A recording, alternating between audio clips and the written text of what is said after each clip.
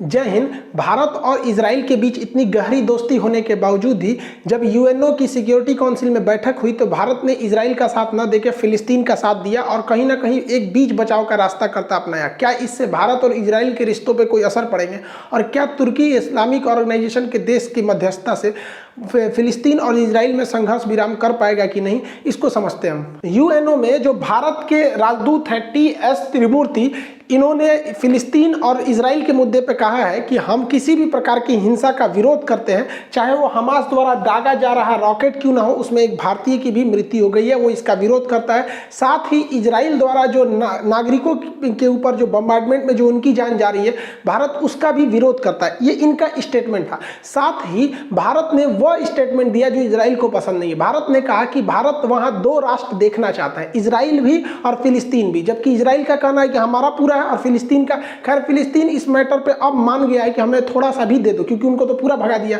दूसरा, भारत ने कहा कि जो जेरूसलम की पुरानी स्थिति है, यानी यूएनओ के हिसाब से जितना इजराइल ने बाद में ऑक्युपाई किया है, वो पुरानी स्थिति को ही भारत वापस स्थापित करना चाहता है। इस हिसाब से भारत, आप कहेंगे तो फिलिस्तीन के ओर में अपना सुझाव दिया है। इवन मोदी जी के नेतन्याहू के साथ इतनी गहरी दोस्ती, अक्सर आप पिक्चर्स इनके देखे होंगे या फिर मोदी जी जब वहां गए थे तो ये सब काफी गहरी दोस्ती देखने को मिली थी। लेकिन जब तक पीएमओ ऑफिस से इनको फोन नहीं जाएगा, वो ये अपने मन से वहां स्टेटमेंट नहीं दे सकते। और इन्होंने ये नहीं कहा है कि हम फिलिस्तीन का समर्थन करते हैं, इन्होंने स्पष्ट बोला है, वी स्ट्रांगली सपोर्ट फिलिस्तीन।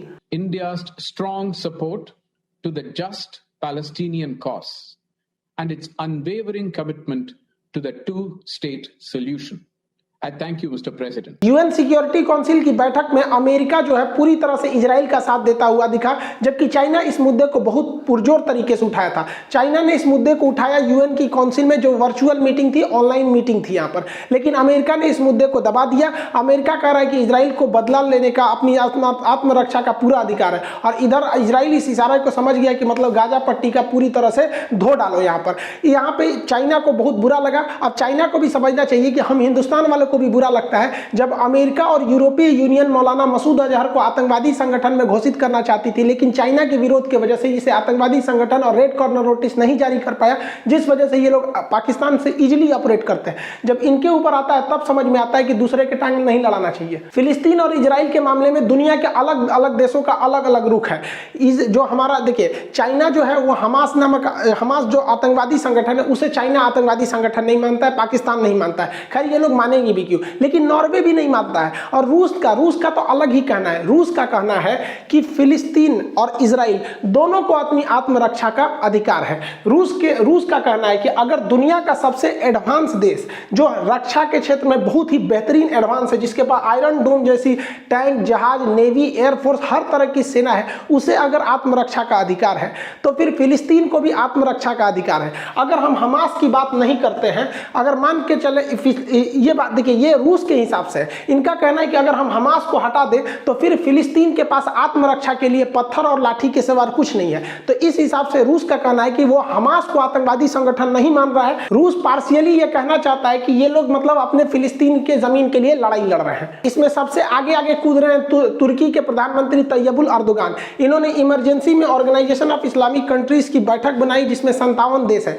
इनका कहना है कि यूएनओ ने 2018 में एक रिजोल्यूशन पारित किया था, जिसका मतलब होता है कि एक छोटा कानून बनाया था कि जेरूसलम या फिलिस्तीन की रक्षा के लिए एक रक्षा संगठन होना चाहिए। तो इसका मतलब ये नहीं कि एक आर्मी संगठन। तो इनका कहना है कि इस्लामिक, ये जो ऑर्गेनाइजेशन है इस्लामिक देशों का, इन 57 देश को मिलकर आपस में एक फौज बनानी चाहिए जो इजराइल पर हमला करने के लिए ना हो, बल्कि फिलिस्तीन की रक्षा करने के लिए हो। अब ये वाला जो एरिया है, ये गाजा, ये वाला वेस्टर्न बैंक है और ये वाला गाजा पट्टी है, तो इन्हीं दोनों को मिलाकर फिलिस्तीन बनता है। तो इनका कहना है कि फिलिस्तीन की रक्षा के लिए अब इन्होंने आइडिया दिया तुर्की के कि भैया हम जो तुर्की वाले हैं, हम सर्वेलांस रडार दे सकते हैं, हथियार दे सकते हैं, एयरफोर्स दे सकते हैं। ये अरब वाले जो हैं, इस जो संगठन जो आर्मी बनेगी, उन्हें ये लोग पेट्रोल फ्यूल वगैरह मुहैया करा सकते हैं, पैसा वगैरह ये लोग के पास बहुत ज़्यादा है।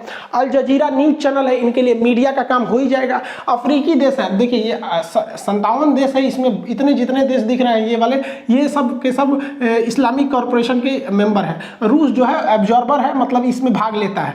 तो इनका कहना है कि हम लोग अफ्रीका के देश से सैनिक बुला लेंगे, तो इनके पास सैनिक हो गया, हथियार हो गया, पैसा हो गया, मीडिया हो गया, और पाकिस्तान है वो आतंकवादी प्रोवाइड करा देगा। तो इस हिसाब से इनका कहना है कि हम लोग क्या करेंगे और उस आर्मी को यहाँ डिप्लॉय करेंगे जो कि इससे लड़ाई लड़ सके, फिलिस्तीन की रक्षा कर सके। और इसमें खतरनाक कब होगा, अगर तुर्की के पास जो S-400 है वो वेस्टर्न बैंक या गाजा में डिप्लॉय कर देता है, तो फिर इतना कंफर्म समझिए कि इजराइल का एक भी जहाज नहीं उड़ सकता है, क्योंकि हम लोग खुद ही रूस से S-400 खरीद रहे हैं, जो दुनिया के किसी भी हवाई जहाज को 400 किलोमीटर दूर तक मार देता है। तो ये इजराइल के लिए खतरनाक हो लगा। लेकिन ऐसा होने की संभावना बहुत कम दिख रही है, क्योंकि इस्लामिक ऑर्गेनाइजेशन जो है इसमें खुद में आपस में फूट है, क्योंकि तुर्की के खुद के इजराइल के साथ अच्छे संबंध है, बहरीन और कतर के पास भी अच्छे संबंध है, मोरक्को ने भी तुर्की से अच्छा संबंध बना के इससे इजराइल से संबंध बना के रखा है। तो थोड़ा थोड़ा तो इनके में खुद में मतभेद है। कभी कभी इस सिचुएशन को